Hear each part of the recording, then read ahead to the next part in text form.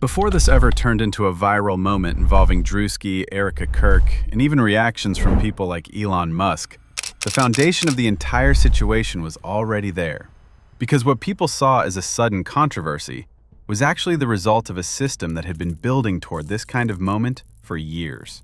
Online, content doesn't spread the way it used to. A full interview, a full speech, or a full sketch rarely goes viral on its own anymore. Instead, it gets broken down into smaller pieces, clips, quotes, screenshots. And those pieces travel much faster than the original content ever could.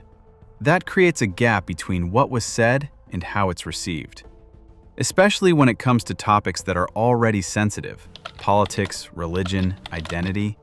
When those subjects are involved, even a small clip can trigger a strong reaction if it's presented without context. And comedy sits right in the middle of that. Because comedy often exaggerates, imitates, and pushes boundaries. A joke that works inside a full performance can feel completely different when isolated into a 10-second clip. That's the loophole. Not intentional, but built into how the internet works. And it's exactly what set the stage for what happened here. Long before the viral skit, Erika Kirk had already become a widely discussed figure online. Following her husband's tragic death, she appeared frequently in interviews in public settings, often speaking about faith, politics, and personal loss. For some viewers, her messaging felt strong and consistent. For others, it felt unusual. There were moments, certain speeches, certain expressions, certain public appearances that people began sharing independently. Clips of her talking about religion, clips of emotional reactions, clips that some viewers described as intense or hard to read. Those clips didn't always include the full context, but they didn't need to, because they sparked curiosity and sometimes discomfort. Over time, these moments started to build a certain perception around her online. Not a single narrative, but a mix of impressions, some supportive, some critical, and some simply confused. And that's important. Because by the time the comedy sketch entered the picture, the groundwork had already been laid. People already had opinions. People were already watching. Which meant anything referencing her, even indirectly, had the potential to spread fast. That's where Druski comes in. Known for observational comedy and character-based skits, Druski released a video titled "How Conservative Women in America Act." On the surface, it wasn't presented as a direct attack on any one person, but the mannerisms, tone, and delivery in the skit strongly reminded viewers of Erika Kirk. It didn't take long for audiences to make that connection, and once they did, the video took off. Clips from the skit spread rapidly across platforms. Some people found it genuinely funny. Others felt it was uncomfortable or inappropriate, especially given the real-life circumstances connected to Erika Kirk.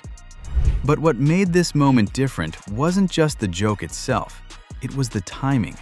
Because the audience already had a reference point. They had seen the clips. They had formed impressions.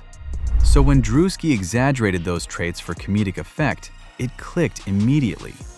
That's why the video went viral so quickly. It wasn't creating something new, it was amplifying something that already existed in the public conversation. And once again, the internet did what it always does. It split into reactions. Some praised the skit, calling it sharp, accurate, and well executed. They saw it as satire, comedy reflecting reality in an exaggerated way. Others criticized it, arguing that it crossed a line by mocking someone connected to a tragic situation. At the same time, a completely different layer started forming. Memes, side-by-side comparisons, edits highlighting similarities between Druski's character and Erika Kirk. And just like that, the situation evolved again.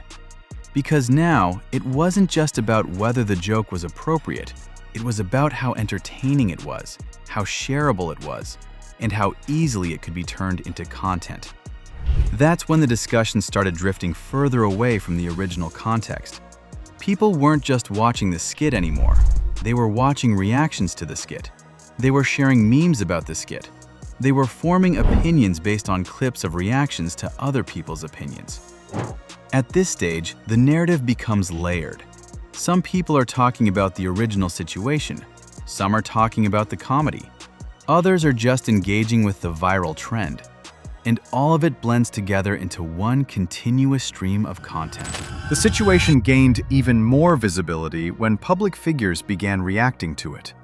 Mentions, reposts, and commentary from high-profile accounts expanded its reach far beyond its original audience. Even a brief interaction from someone like Elon Musk can push a topic into entirely new spaces, bringing in viewers who may have no prior context at all. And that's exactly what happened. A new wave of attention came in, new interpretations, new reactions. And with each wave, the story shifted slightly depending on what people saw first. Some encountered the original clips of Erika Kirk. Others saw Druski's skit, and many saw only the memes. Each group was reacting to a different version of the same story. At the same time, political commentary began to attach itself to the situation. Some commentators framed the skit as an example of comedy targeting a specific group. Others pointed out what they saw as inconsistency in how people respond to humor depending on who the subject is. This added another layer, turning what started as a piece of entertainment into part of a broader cultural discussion. But even then, the core pattern remained the same. Content was created, it was clipped, it was interpreted, and then it was amplified. As the conversation continued, different voices brought in their own perspectives. Some referenced other public figures like Joe Rogan, who had previously commented on Erika Kirk in separate discussions, adding to the perception that she was already a widely debated figure. Others focused purely on the comedic aspect, comparing Druski's approach to traditional satire, where exaggeration is used to highlight behavior that audiences already recognize. And then there were those who engaged with it purely as internet culture. For them, it wasn't about politics or controversy. It was just another viral moment, something to watch, react to, and move on from. Eventually, as with most online situations, the intensity began to fade. New topics replaced it, new trends took over. But the overall impression remained, because that's how viral moments work now. They don't end with a clear conclusion. They settle into memory in fragments. Some people remember the original clips. Some remember the skit. Others remember the memes. All of those pieces are part of the same story, but none of them fully represent it on their own. And that's what makes situations like this difficult to define. It wasn't just a controversy. It wasn't just a comedy sketch. It was a sequence of events shaped by how information moves online. A real person, a public image, a viral interpretation, and a system that connects all of it together, often faster than anyone involved can respond to. In the end, what happened here wasn't unusual. It was a clear example of a pattern that repeats again and again, where content leaves its original form, gets reshaped by the internet, and returns as something much bigger than it started. Not because of one moment, but because of everything that happens after. And that's how one moment turned into a full internet storm, pulling in Druski, Erika Kirk, and even Elon Musk. If you want more real stories behind viral moments, hit subscribe and let me know what to cover next.